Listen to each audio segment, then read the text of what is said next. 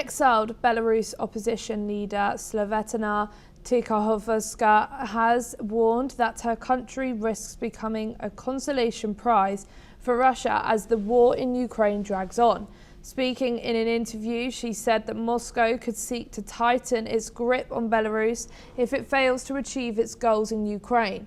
She said Belarus must not pay for the price for the ambitions of Russian President Vladimir Putin, warning that Belarusian sovereignty is at risk. Belarus has been a key ally of Russia since the invasion of Ukraine, allowing its territory to be used for military operations. Tikhonovskaya called on Western countries to keep pressure on Moscow and support Belarusian democratic forces to prevent further Russian dominance. We are now being rejoined by Saul Sadka. Thank you for rejoining us here today on NewsX World. What are the geopolitical risks if Belarus ends up being treated as a consolation prize for Russia in peace negotiations?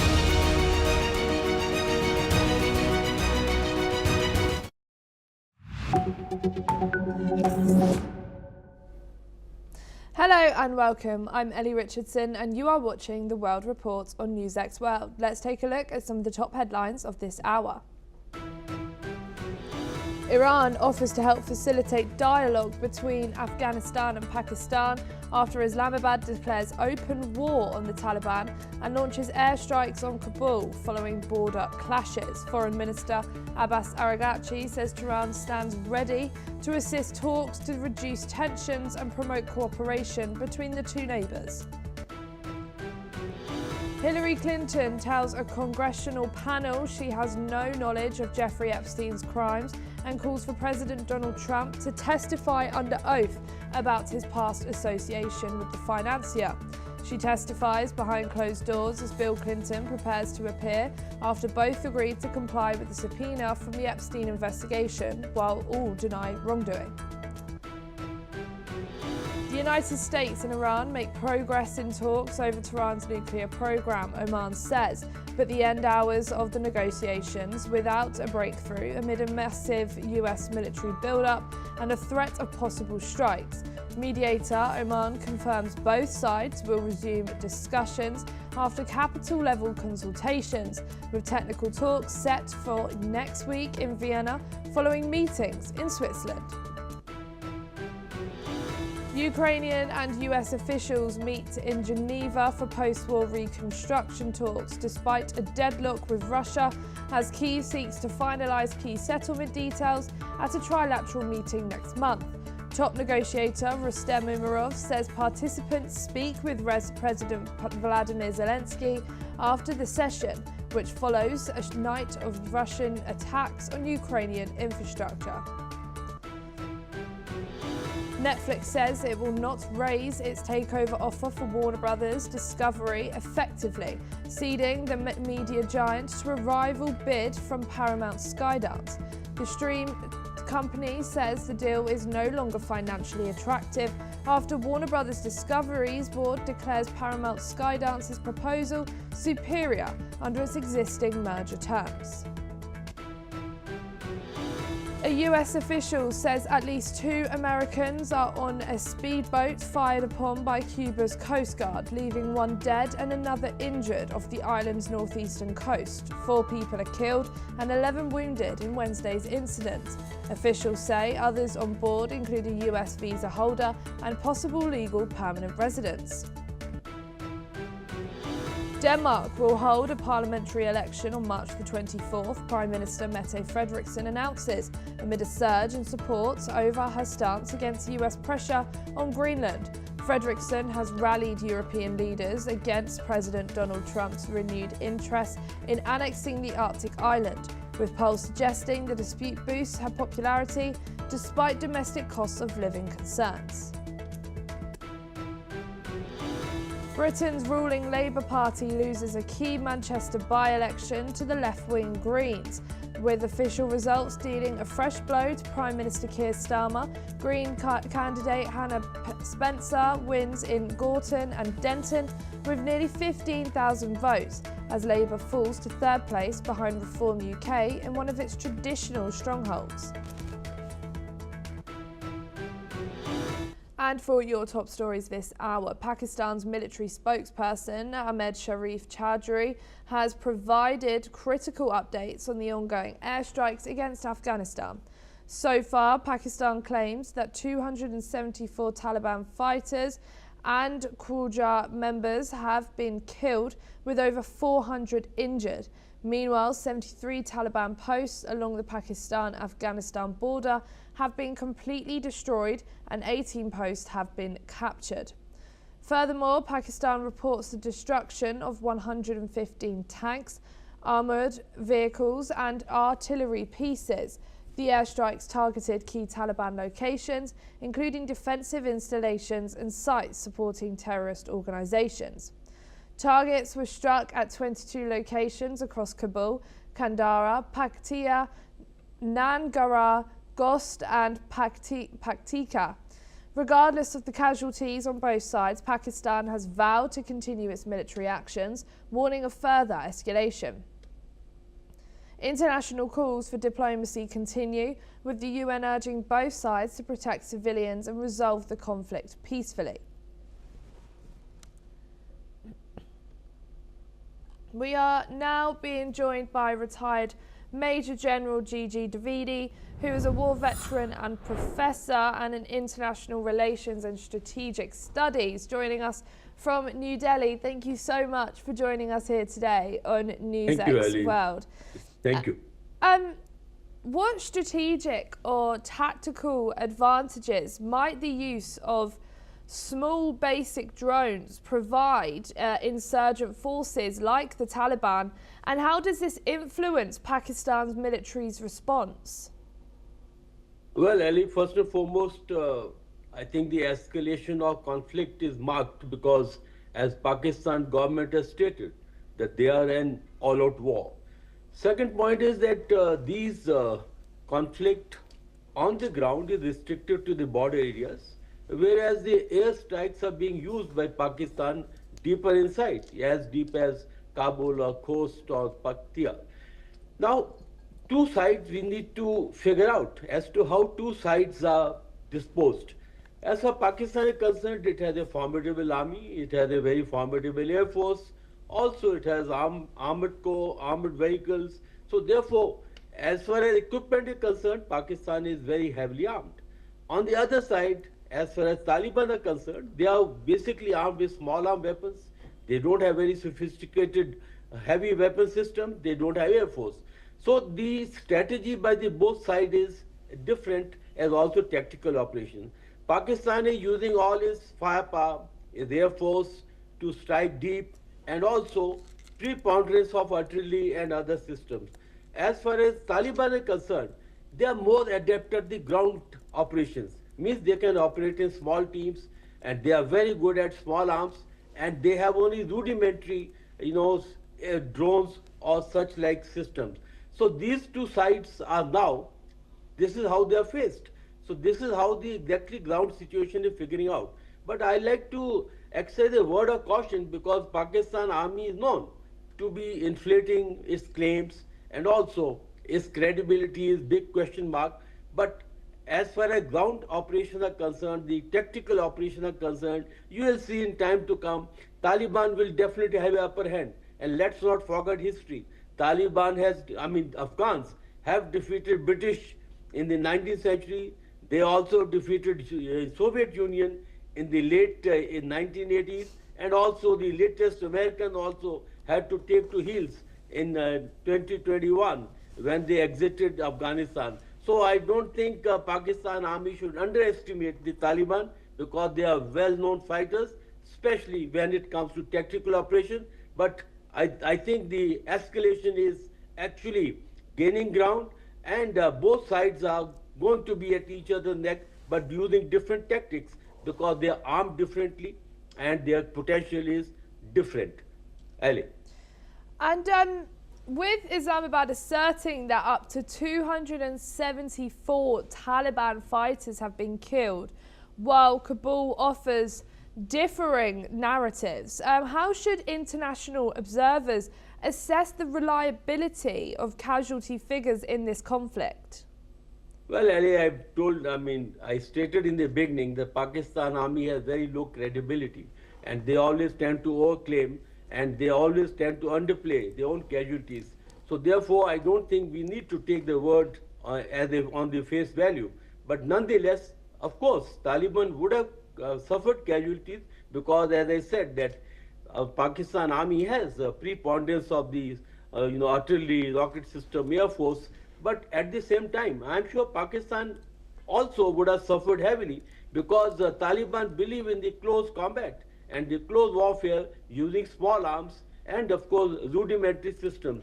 So therefore, I don't think we need to go by the figures stated by the Pakistan army. I'm sure they would have taken also heavy casualties, but we need to wait and watch to get the exact ground picture because in the fog of war, both sides claim, but the claims have to be moderated intelligently. Ali.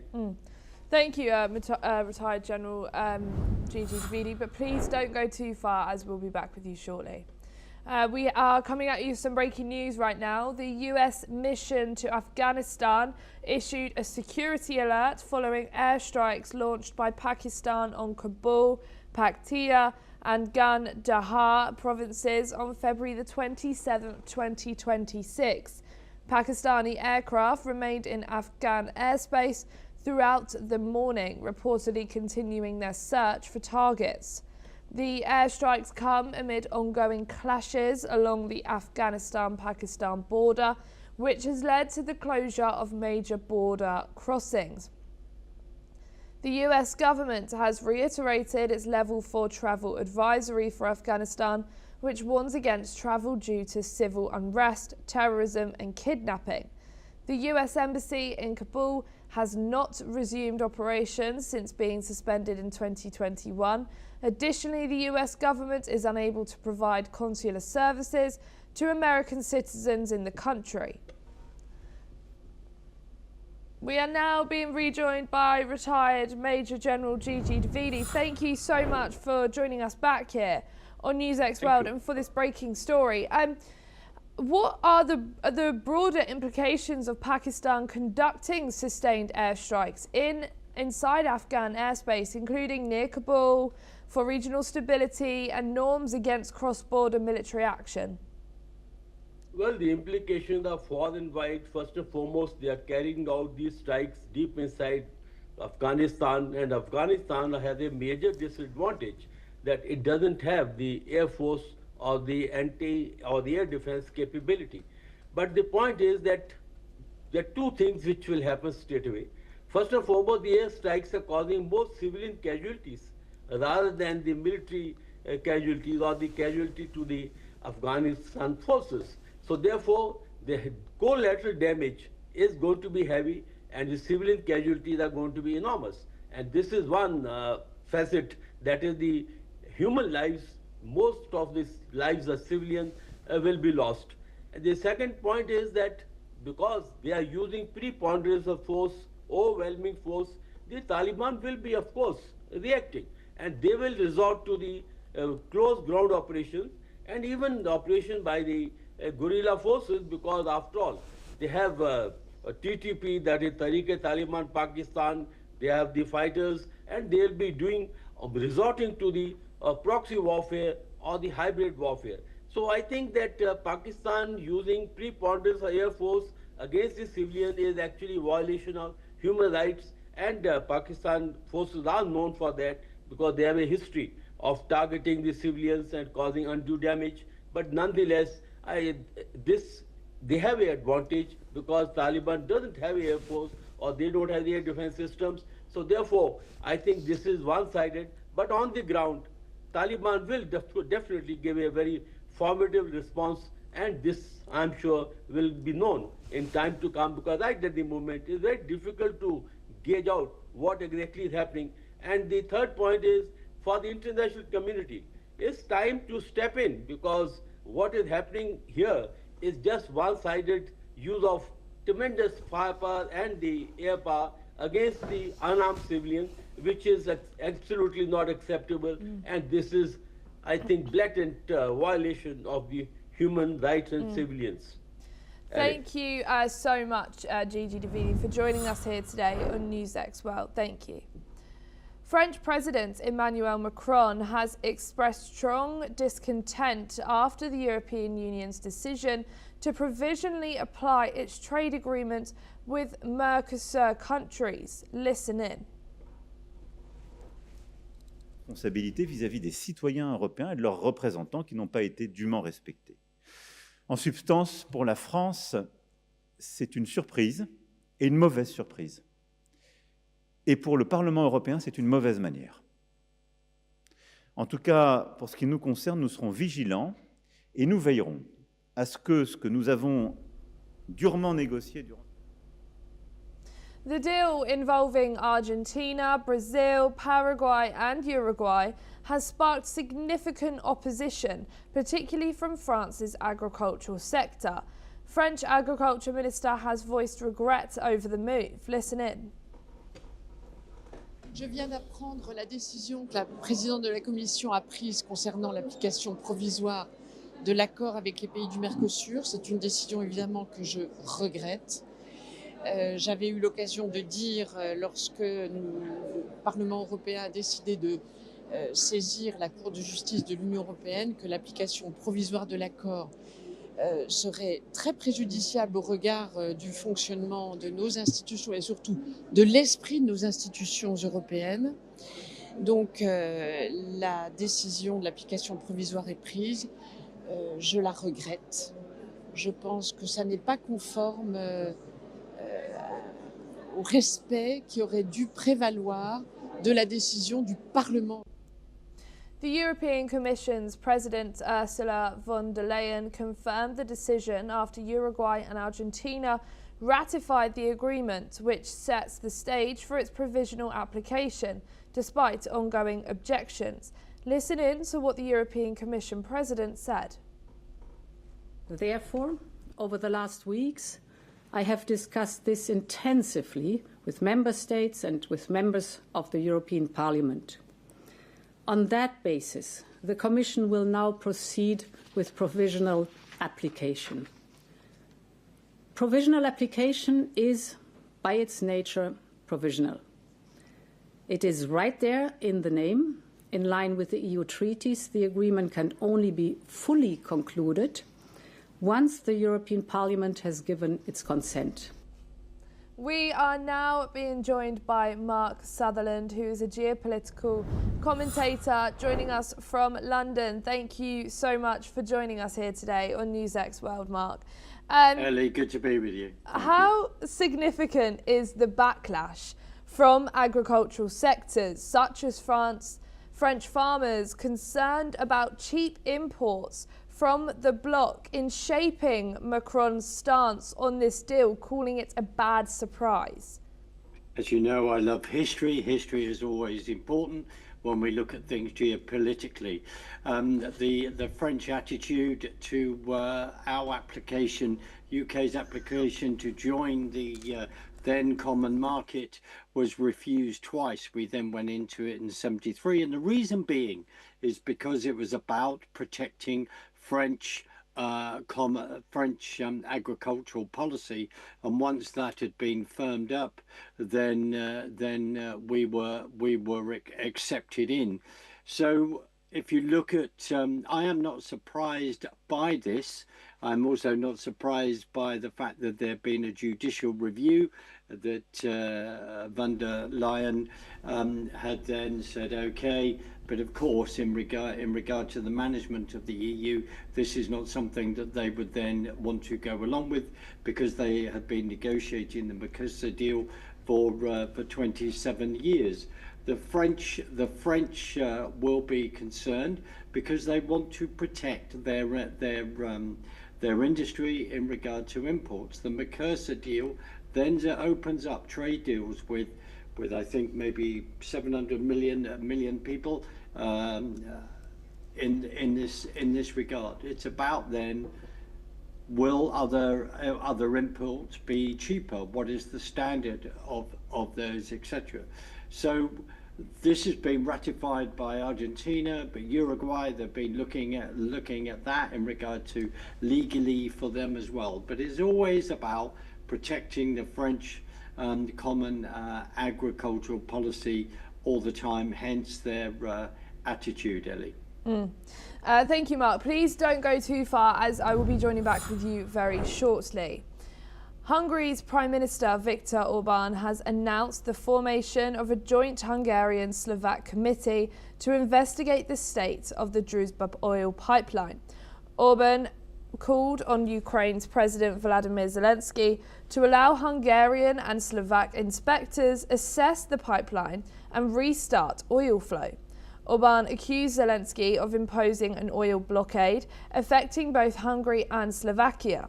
He warned that the blockade is harming their economies and warned of potential chaos. Orban also expressed concerns over Ukraine's reluctance to accept a fact-finding mission, claiming that there are no technical reasons preventing oil shipments to Hungary. Let's listen to what Hungary's Prime Minister had to say. Percekkel ezelőtt telefonon tárgyaltam Robert Ficóval, Szlovákia miniszterelnökével. Nem csak Magyarország van olajblokkád alatt, hanem Szlovákia is. A barátság olajvezetéket Zelenskyy és Ukrajna blokkolja. Ez veszélyes nem csak Magyarországra, hanem Szlovákiára is, hogy egy közös vizsgálóbizottságot állítunk föl.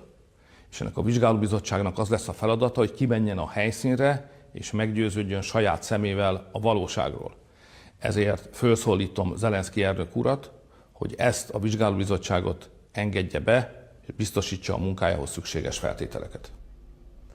We are now being rejoined by Mark Sutherland. Thank you for rejoining us back here on NewsX World. So, as we know, Hungary and Slovakia have both been very strong in their stance towards Ukraine, especially with Hungary saying they would block EU sanctions to give Ukraine aid, money, equipment, just to help them out when the EU were planning to give them all of this assistance. How might the perceived dispute over this pipeline's condition delay repairs and influence wider EU unity on energy policy and support for Ukraine coming together? The issue is Mr. Orban puts his country first, even though he is within the EU. He's very concerned about Hungarian economy. He's also concerned about Hungarian access to energy, and that comes in via pipelines. And also Viktor Orban has relationships with Russia. There is historical roots for that in regard to his own pushback against communism and having been arrested under the Soviet Union many years ago. But he is wanting to keep open discussions diplomatically with Russia, as in other countries. This had been after a bombing by Russia, I understand, and what has happened then is that they are then concerned to make sure, that's the accusation in regard to Russian bombing, to make sure that this pipeline is then repaired as quick as possible so they can get all that energy resource online. The issue is about negotiating a 90 billion euro loan for Ukraine. And they're then turning around and saying, Ukraine are turning around and saying, like Hungary is saying, we want to make sure this pipeline is in place. We need our energy. Where Ukraine is turning around and saying, well, we're not going to be very happy to let inspections in. There is tit for tat on both sides, but understandably, Viktor Orban, other couple of other countries within the EU are then concerned about this constant loans to then Hungary in this position that we have with the war within Europe between Russia and Ukraine. And we have to remember that Russia invaded in February 2022. The build-up to that and all the history of that, we don't have time to discuss. But this all comes into the mix. And there are many people within Europe that are just getting fed up with, well, we're going to give this loan, we're going to give this, that loan. And they actually, that's why there has been a judicial review, say, on the Mercosur deal as well, where they actually say, well, we want far more transparency on all these issues, Elliot. I do understand that Hungary is getting energy in. Now, that may end up being via Russian ghost ships. That's another story. But really sorry, Mark. We're just running out of time there, but it was a pleasure speaking with you as always. We just have some breaking news. The Chinese embassy in Israel is urging its citizens to prepare for an emergency and exercise increased vigilance in the country. This comes shortly after China advised its citizens to leave Iran immediately, citing rising regional tensions with the Islamic Republic. The embassy's warning highlights growing concerns in the region, particularly in the light of volatile situation involving Iran and its neighbours. We are now being joined by Matti Zweig, who is a geopolitical expert, joining us from Tel Aviv. Thank you so much for joining us here on NewsX World for this breaking news that has just come in. Now, we know Thank you. other countries, including the US, have also said that they have advised their citizens to leave the country and get out as quickly as possible. And now China have also said the same. What do you think the international world is thinking right now with all of these alerts going on to people in Iran?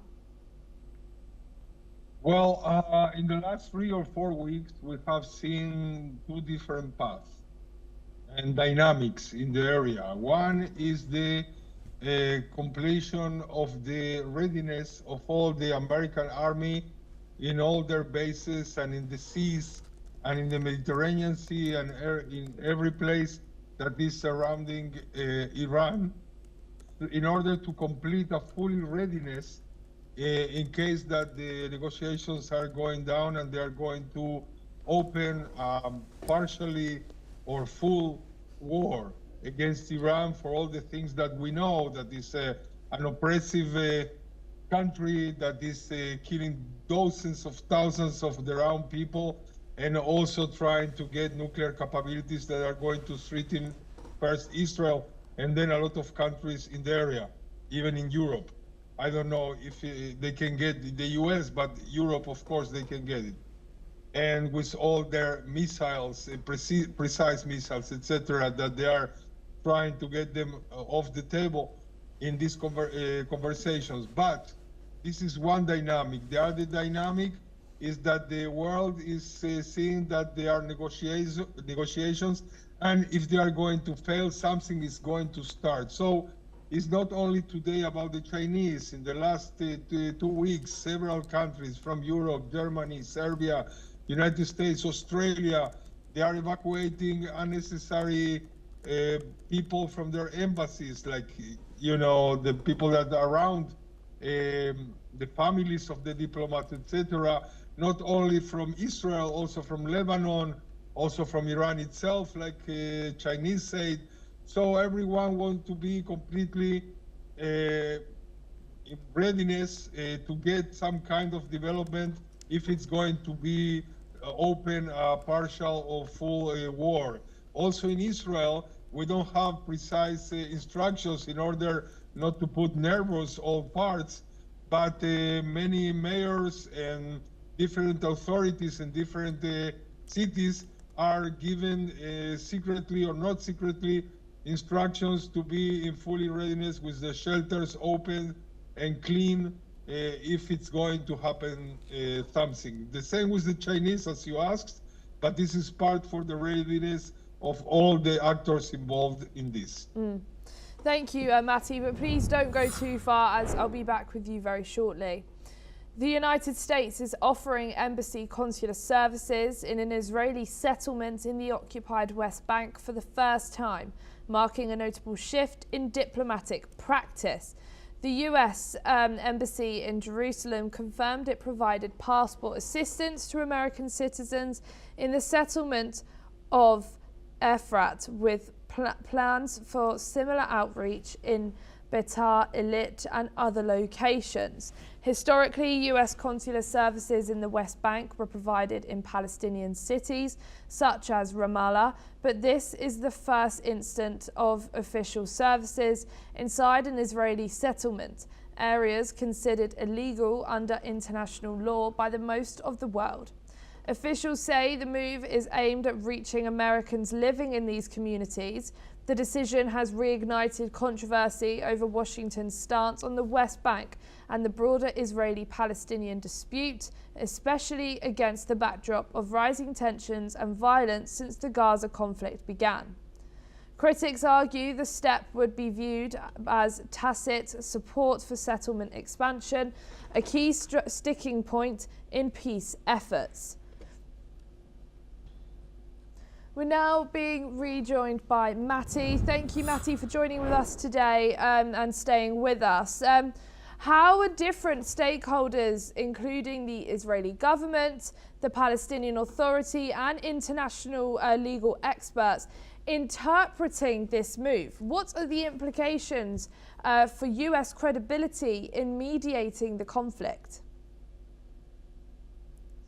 Well, undoubtedly, this is a step forward in the traditional American policy, but let's see the broader picture. I mean, to have consular services in other cities that there is not the consulate itself, it's a common practice in a lot of countries. For instance, Americans themselves in a big country like Russia, they used to give, maybe today is a little different, in different cities in Russia, their consular services like Ekaterinburg or Vladivostok. Of course, Israel is not such a big place, and we are talking about politics here, but let's not forget that the change in policy is not that they are supporting more the settlements or the annexation, because Trump said that he's against annexation for different reasons. Also for the roadmap that he offered in the past, that the settlements, they must be discussed in a future two-state solutions, or even for the policy of giving the consular services in these places that can be seen like recognizing, but they are not going to recognize unless Israel try to annex it and they have to say yes or no. So in this case, to give consular services in Efrat or in Beitar Illit, that they are very close to Jerusalem, is like saying, we are here, we are given all the services we have to give in a place of conflict, but in the future it can be decided whatever the outcome can be in future negotiations. I mean, what do you mean to be a good negotiator here? I mean, Europe has been also a good negotiator. They have always, most of them, with the Palestinian side. They say they only have rights, but they forget that the Jews have rights in those areas for 3,000 years, and Palestinians have never had a state before. So I'm not saying that it's good or bad, but this is a fact. And to give consular services to thousands of American citizens that they are living in Judea and Samaria, and they are thousands, and not moving to Jerusalem or to Tel Aviv, it can be more comfortable for them. Of course, it's a shift in American policy from the past, but it's not a shift from the accepted policy of not giving the Israelis the right to annex those areas. Thank you so much, Matti. Sorry, we're just running out of time. That's all we have time for. Keep watching NewsX World for more news updates from around the world.